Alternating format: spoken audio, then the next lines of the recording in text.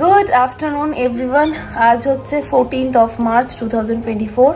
মোটামুটি দুপুর 12টা 15 থেকে ব্লগ স্টার্ট করছি। আজকে ভোরে লিটারালি 4টের সময় ঘুমিয়েছি, তার জন্য ঘুম থেকে উঠতে অনেকটা দেরি হয়েছে। যদিও আমি উঠেছি অনেকক্ষণই, বাট টুকটাক কাজ করছিলাম, কিছু জিনিস দেখছিলাম, এইসব করতে করতে একটু সময় লাগলো। মানে আমার এই ব্লগ বেসিসে আর শর্টস বেসিসেই আর কি, তো সেই জন্য আমার একটু সময় লেগে গেল ব্লগটা স্টার্ট করতে। তো চলো আজকের দিনটা যা স্টার্ট করা যাক। আর আজ হচ্ছে থার্সডে, আজ তো ছুটি। তো আমি আজকে বাড়িতেই থাকবো, সন্ধ্যাবেলা একবারে যাব তনুশ্রীকে আনতে, আর জিমেও সন্ধ্যাবেলাতে যাবো। সকালবেলাতে জিম যাওয়ার কথা ছিল, বাট ঘুম থেকে যেহেতু উঠতে পারিনি সেহেতু যেতে পারিনি। এখন যেটা করব, আগের দিন কয়েকটা শাড়ি তো তোমরা দেখলে ওই অর্গানাইজারেই ভরেছি। কালকে আরেকটা প্যাক অফ অর্গানাইজার এসছে, যেখানে আমি আরও কয়েকটা জিনিস গুছিয়ে ভরবো। সেই কাজগুলো একটু করে নিই, কারণ আজকে ছুটির দিন। আর একটা জিনিসও ভাবছি, আমার যে সাগরিকা ক্রিয়েটিভ এভরিডে একটা চ্যানেল ছিল, চ্যানেলটা তোমরা এখানে স্ক্রিনে দেখতেই পাচ্ছ, ওটা নিয়ে ভাবছি একটু কাজ স্টার্ট করবো। অ্যাটলিস্ট উইকে যদি দুটো করেও ভিডিও দিই তাও একটু হবে। তো সেটাকে একটু ম্যানেজ করার চেষ্টা করছি। এখন লেটস সি কী করে কী হয়। তো চল দেখাই তোমাদের, অর্গানাইজারটাকে দেখাই, তারপর অর্গানাইজারে কাজ করা শুরু করব। তো এটা হচ্ছে আরেকটা অর্গানাইজারের সেট, যেটার মধ্যে 6টা রয়েছে। কালকে খুলে দেখে নিয়েছি, তোমাদের সাথে একটু শেয়ার করে দিচ্ছি। ডিফারেন্ট টাইপস অফ অর্গানাইজার আমি অর্ডার করেছি। সো যেটা যেমন সেটা তোমাদের সঙ্গে আমি শেয়ার করে দিচ্ছি। এবার তোমরা তোমাদের রিকোয়ারমেন্ট অনুযায়ী যদি মনে করো কিনতে পারো।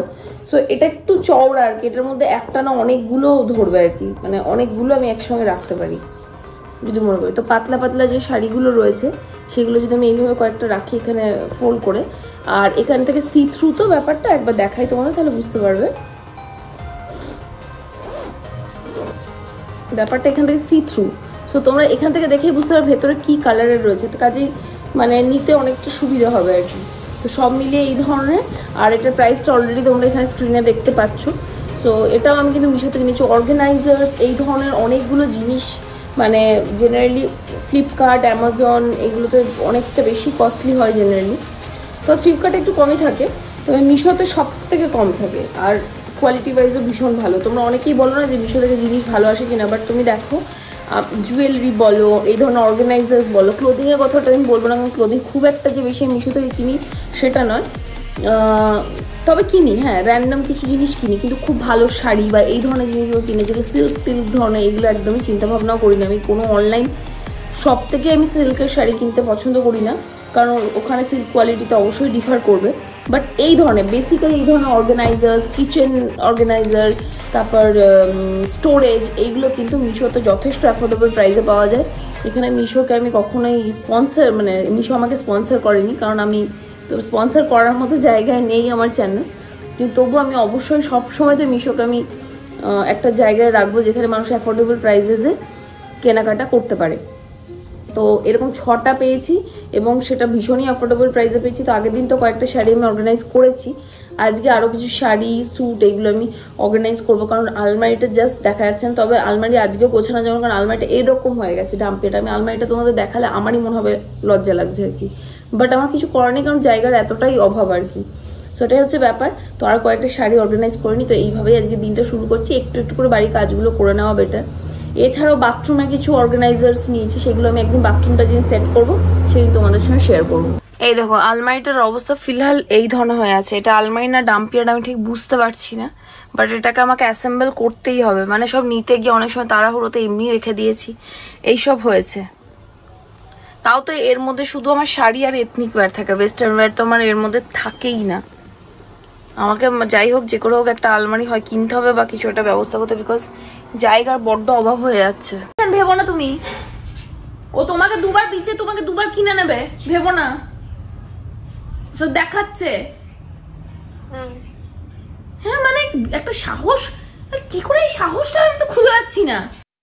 যেদিন যেদিন আমি বাড়িতে বসে থাকি, পার্লারে যাই না, সেদিন সেদিন অনেক সময় কিছু কাজ কিন্তু আমাকে পার্লার থেকে বলছি সরি, বাড়ি থেকেও ম্যানেজ করতে হয়।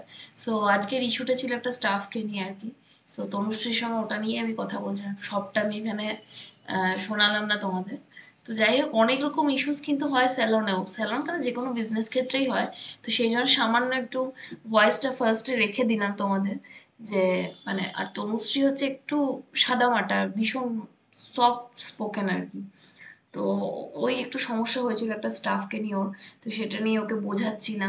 আর আমার থেকেও অনেকটাই ছোট, তো তো এইসব ব্যাপারে ওকে গাইড করি, ও আমাকে ভীষণ ভীষণ রেসপেক্ট করে। তো এইসব আর কি। তো অন্য একটা স্টাফের সঙ্গে ওর একটু ইস্যু হয়েছিল, সেটা নিয়েই ওর সঙ্গে আর কি আমার কথাবার্তা চলছিল। আর যেহেতু আমার কথা শুনে, সেহেতু আমি ওকে নানানভাবে গাইড করার চেষ্টা করি যে কোনটা করলে ভালো হবে, কোনটা করলে প্রবলেম হবে। তোমরা মোটামুটি ব্লগে অনেকবারই দেখেছো যে আমার পার্লারে চাপ থাকলে, বা যেদিন ঈশা হয়তো এলো না, আপাতত আমার পার্লারে 2জন স্টাফ আর একজন নতুন জয়েন করেছে, সেই দিন কিন্তু ও আমার বাড়িতে থেকে যায়। তো ওর বাড়ির লোকজনও ভীষণই মানে আমাকে বিশ্বাস করে, এবং সেই বিশ্বাসের জায়গা থেকে কিন্তু নিজের মেয়েকে আমার বাড়িতে রাখে। তো দে আর রিয়েলি গ্রেট, কারণ সত্যি তো মানে একটা মেয়ে, তাকে নিজের বাড়ি থেকে এতটা দূরে রাখার একটা যে সৎ সাহস বা একটা ভরসা, সেই জায়গাটা যেন আমি রাখতে পারি, সেই জিনিসটা আমার সবসময় মনে হয়। তো যাই হোক, এইভাবে মোটামুটি আমি আমার স্যালনে, তোমাদের তো সবসময় সবটা বলি না, বাট হ্যাঁ আমি আমার স্যালনে একটা ওরকমই এনভায়রনমেন্ট ক্রিয়েট করে রেখেছি, একটা বাড়ির মতো। হ্যাঁ, তা বলে যে বকি না তা নয়, ভুল হলে অবশ্যই বকি, কিন্তু তাছাড়াও একটা ফ্যামিলির মতো মানে এনভায়রনমেন্ট আমি ক্রিয়েট করে রেখেছি। মানে আমার কথা কিন্তু ওরা রীতিমতো শোনে এবং আমাকে মানেও। তবে আমি অ্যাজ আ ওনার বলো বা অ্যাজ আ ইনস্ট্রাক্টর বলো, আমি কিন্তু খুব স্ট্রিক্ট, মানে কিছু ব্যাপারে আমি ভীষণ পার্টিকুলার। তো সেইভাবে ওদেরকেও টিচ করি আর কি। তো যাই হোক, গল্প করতে করতে আমি দেখো এখানে শাড়িগুলো ভাঁজ করে নিলাম। আর শাড়িগুলো এইভাবে এক জায়গায় রেখে না আমার বেশ সুবিধা হচ্ছে, এরপর সব নিতে, দেখতে, বাঁচতে আমার কাছে যে এতগুলো হলুদ শাড়ি কালেকশন আছে তা আমি ভাবতেই পারছি না। আলমারিটা খুলে দেখে আরও কিছু বেরোবে। আপাতত এখানে 4টাই দেখছি, তো হলুদ শাড়িগুলো আমি এক সাইডে রেখে দেবো, মানে হলুদ শাড়ি অনেক সময় অনেক জায়গায় কাজে লাগে। তো তো সমস্ত হলুদ শাড়িগুলো একটা ইয়েতে রাখলাম, আরও নিশ্চয়ই বেরোবে। প্রায় 3:30 বেজে গেছে আজকে। খাবার খেতে অনেকটাই দেরি হয়ে গেছে। আজকে দুপুরের লাঞ্চে তো অনেক কিছু আছে, বাট আমি নিচ্ছি লাউয়ের একটা তরকারি আর মাঝে ভাজা দিয়ে ভাত খাচ্ছি। 2 দিন থেকে এখন ভাতটা খাচ্ছি, কাল থেকে আবার ভাত খেতে পাবো না, দুপুরবেলা পার্লারে যাব।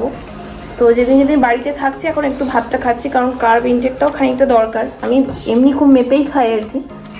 সো এই হচ্ছে আজকের লাঞ্চ। খেয়ে নিয়ে আবার শাড়ির ওই প্যাকিংগুলো যতটা পারবো করবো, তারপর স্নান করে এডিট করতে বসবো, আর এডিট করে তারপর যাবো হচ্ছে জিমে, জিম থেকে পার্লার। এইভাবে সব প্ল্যান করে রেখেছে আর কি।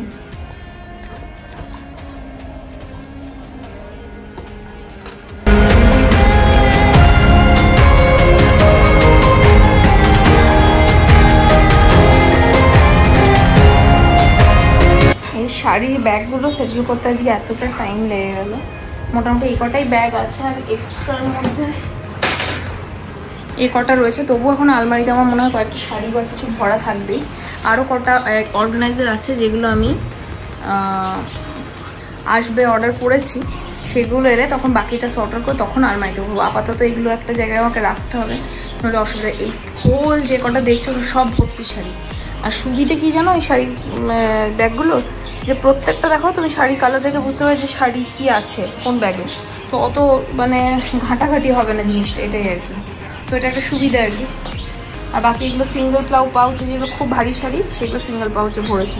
বাকি যেগুলো হালকা কালার ওয়াইজ এগুলো আমি নিজের মতো করে সেটেল রং করলাম। 5টা বাজে, আর আমি স্নান টান করে যথেষ্ট ফ্রেশ ফিল করছি। কাল থেকে একবারও ল্যাপটপটা খোলা হয়নি, ভিডিও এডিট করতে আমি এখনই বসবো। মোটামুটি 45 মিনিটসের মধ্যে যেটুকু এডিট হবে সেটুকু হবে। তারপর আমি জিম যাব, জিম থেকে পার্লার গিয়ে ফিরে এসে বাকিটা এডিট করে দেবো। মোট কথা ব্লগ আমি আজকে পোস্ট করবো, হয়তো আধা ঘন্টা দেরি হবে, কিন্তু এইদিকে কাজটা করাটা ইম্পর্টেন্ট ছিল। তাছাড়া আজকে লেট কেন হলো না, তো সকালে উঠতে অনেকটা দেরি হয়েছে, অনেকটা দেরি করে উঠেছি, সব কাজ লেট চলছে। চলো ফটাফট আমি এডিটটা করে নিই যতটা সম্ভব, তারপর জিম যাবো। 5:45 আর আমি রেডি হয়ে গেছি জিমের জন্য। কালকে জিমটা কামাই হয়েছে, সেই জন্য মুডটা খুবই অফ। ভেবেছিলাম এই উইকে 6 ডেজই ওয়ার্কআউট করতে যাবো, বাট হলো না। তো মোটামুটি এটা হচ্ছে আজ হচ্ছে 3rd ডে, মানে 4th 5th ডে অবধি অন্তত যেন ওয়ার্কআউট করতে পারি, তো সেটাই মাথায় রেখেছি আর কি।